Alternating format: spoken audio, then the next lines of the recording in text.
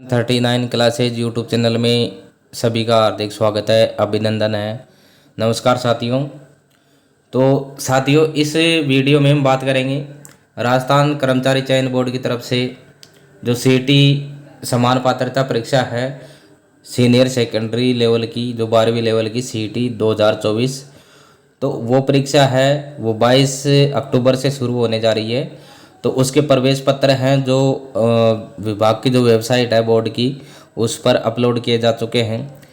तो राजस्थान कर्मचारी चयन बोर्ड ने एक विज्ञप्ति जारी की है और इसमें जो प्रवेश पत्र है उससे संबंधित और एग्ज़ाम से संबंधित जो दिशा निर्देश हैं वो जारी किए गए हैं। तो इस वीडियो में हम आपको जो दिशा निर्देश RSMSB द्वारा जारी किए गए हैं उनके बारे में बताएंगे।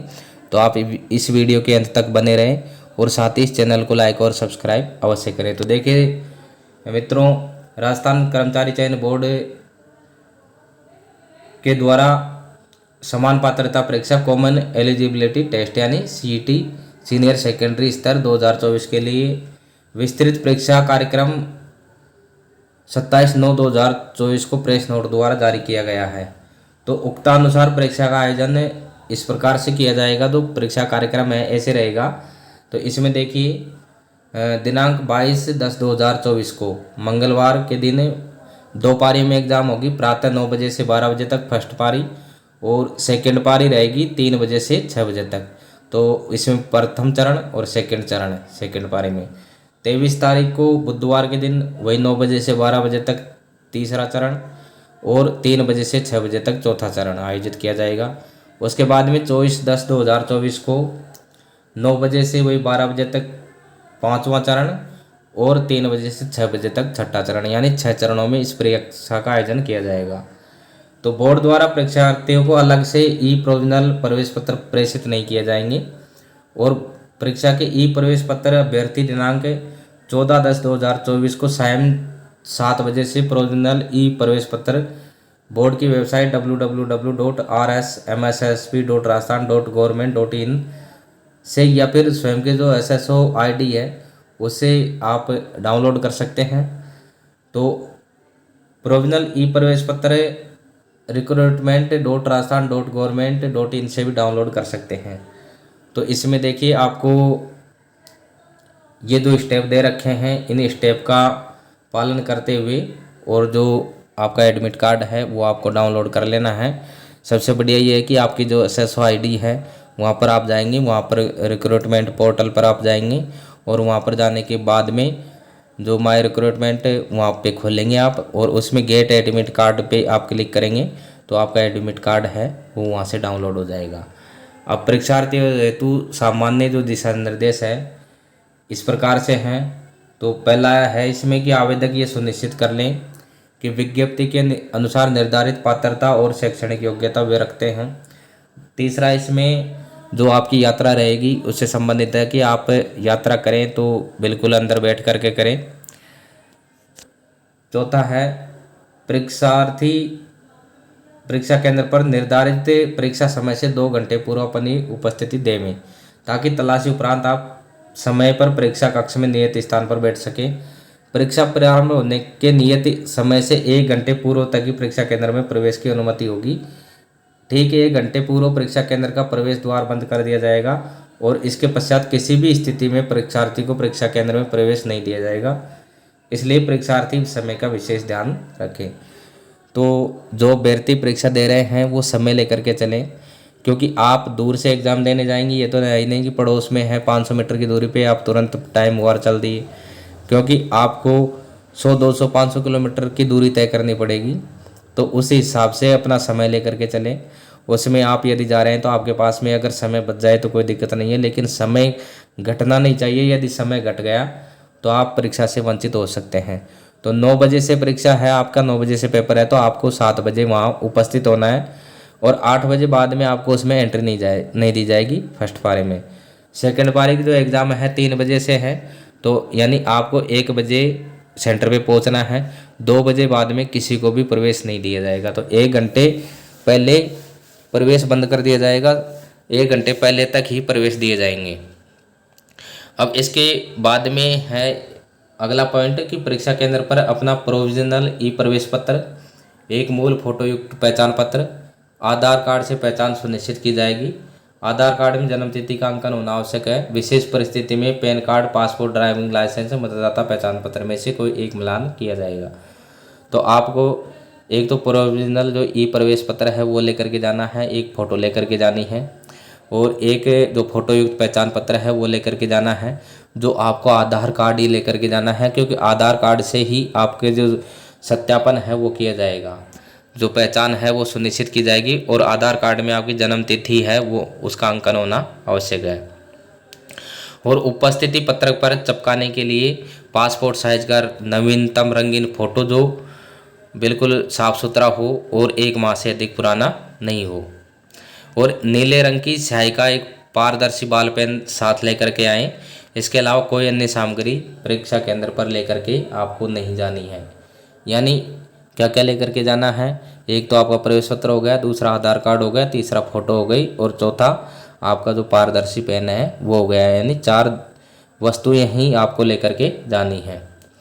अगला पॉइंट है परीक्षार्थी प्रश्न पत्र को हल करने से पहले प्रश्न पुस्तिका और ओएमआर शीट की जांच कर ले कि प्रश्न पुस्तिका और ओएमआर उत्तर पत्र की जो क्रमांक संख्या है वो समान है, जो पूरा पेपर है वो मुद्रित है या पृष्ठ है वो फटे हुए हैं या बिल्कुल, वो उस चीज़ का आपको ध्यान रखना है।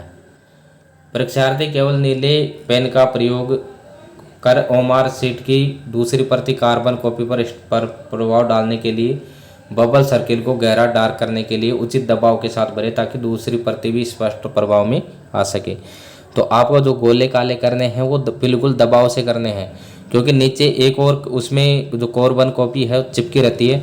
अगर आप हल्का हल्का उसमें गोला काला करेंगे तो जो कार्बन कॉपी जो आपके पास रहेगी उसमें सही तरीके से वो गोला मतलब उसमें उभार नहीं आएगा। इसलिए आपको बिल्कुल उसमें दबाव देके गोले काले करने हैं। परीक्षा के अंतर्गत प्रत्येक प्रश्न के आगे 5 विकल्प दिए जाएंगे।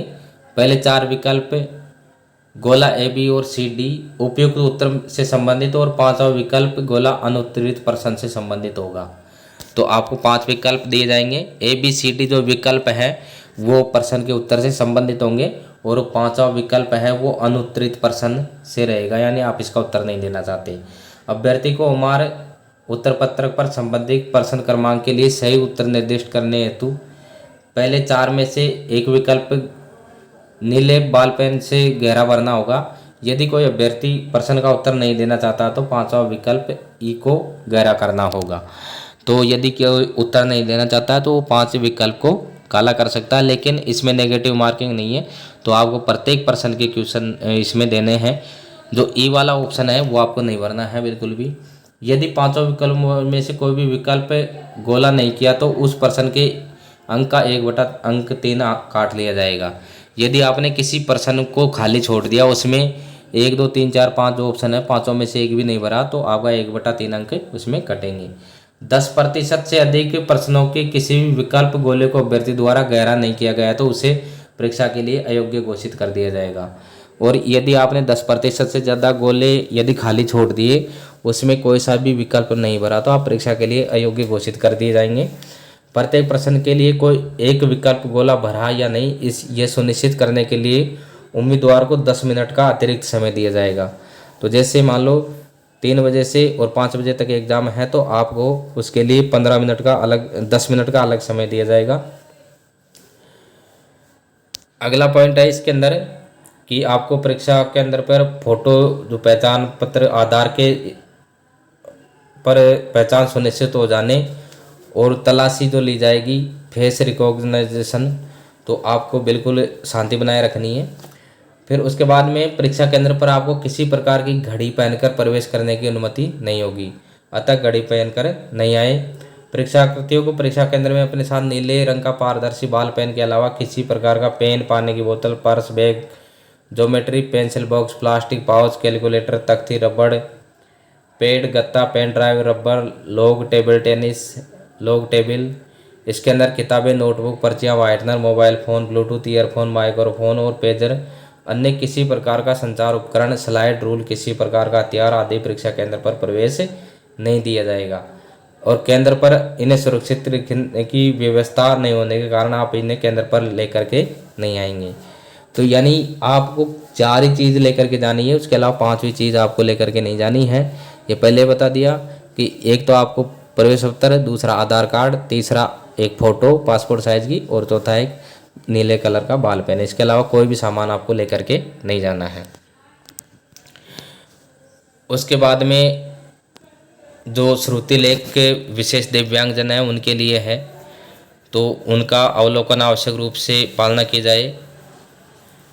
तो इसमें स्वयं का श्रुति लेख लाने वाले अभ्यर्थी को श्रुति लेख की शैक्षणिक योग्यता का प्रमाण पत्र, अभ्यर्थी व श्रुति लेख के वचन पत्र, अपेंडिक्स ए एंड बी तथा नियमानुसार दिव्यांगता का चिकित्सा प्रमाण पत्र केंद्राधीक्षक को कम से कम 1 दिवस पूर्व प्रस्तुत करना होगा, अन्यथा श्रुति लेख की सुविधा देय नहीं होगी।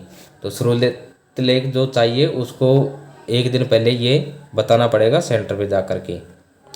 बोर्ड के माध्यम से श्रुति लेख उपलब्ध कराए जाने वाले अभ्यर्थी 2 दिवस पूर्व नियमानुसार दिव्यांगता चिकित्सा प्रमाण पत्र सहित प्रार्थना पत्र उपस्थित होकर केंद्राधीक्षक को प्रस्तुत करना होगा।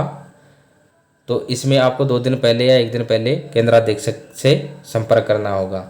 अब उसके बाद में है महत्वपूर्ण बात, ड्रेस कोड। तो ड्रेस कोड तो पुरुष अभ्यर्थी आदि आस्तीन फुल आस्तीन के शर्ट, टी शर्ट, पैंट, हवाई चप्पल, स्लीपर पहन कर आएंगे। तो अब वो पहले इसमें रोक थी फुल आस्तीन के शर्ट पहनने की, टी शर्ट पहनने की, तो अब कोई दिक्कत नहीं है, आप हाफ का भी पहन सकते हैं, फुल का भी पहन सकते हैं, ये आपके ऊपर है। महिला अभ्यर्थी सलवार सूट, साड़ी, आदि आस्तीन, फुल आस्तीन का कुर्ता, ब्लाउज, हवाई चप्पल, स्लीपर पहनकर बालों में साधारण रबड़ बैंड लगा करके आएंगी। तो महिलाओं के लिए भी अब की बार छूट है। परीक्षार्थियों को पूरी आस्तीन का कुर्ता, शर्ट, ब्लाउज पहनकर आ सकते हैं, किंतु अपनी वेशभूषा में बड़े बटन, मेटल, किसी प्रकार के ब्रांच, जड़ाव, पिन, फूल लगाकर आने की अनुमति नहीं होगी। परीक्षार्थी लाख की कांच की चूड़ियों के अलावा किसी प्रकार के जेवरात और अन्य प्रकार की चूड़ियाँ, कान की बाली, अंगूठी, ब्रासलेट पहन करके नहीं आएंगे। तो देखिए इसमें अब जो महिलाएं हैं उनके पास में ज़्यादा रहता है पहनने का, तो कान की बाली और नाक की जो रिंग है, इनके अलावा अंगूठी है, कोई हेयर बैंड है, इस प्रकार के आपको नहीं पहन करके जाने। जो पायजेब आप पहनती हैं, यानी किसी प्रकार का आभूषण आपको नहीं पहनना है, केवल एक चूड़ी, लाख की या कांच की जो पतली चूड़ियाँ होती है हाथों में, उसके अलावा और जो बालों में है साधारण आपको रबड़ बैंड लगाना है। तो परीक्षार्थी केंद्र पे किसी प्रकार की घड़ी, धूप का चश्मा, बेल्ट, हैंडबैग, एयरपिन, गंडा, ताबीज, इस प्रकार से शॉल, मफलर पहनकर परीक्षा में शामिल नहीं होंगे। सैंडल, जूते, मोजे सभी टखने तक पहनकर आने की अनुमति होगी, यानी सैंडल और जूते या मोजे आप पहनकर जा सकते हो, लेकिन जो मोजे हैं आपके टखने तक होने चाहिए। तो साथियों ये थी जानकारी जो ड्रेस कोड है उससे संबंधित और परीक्षार्थियों के लिए जो महत्वपूर्ण दिशा निर्देश थे जो राजस्थान कर्मचारी चयन बोर्ड द्वारा जारी किए गए थे उससे संबंधित। तो नई जानकारी में नई वीडियो के साथ फिर मिलते हैं। नमस्कार।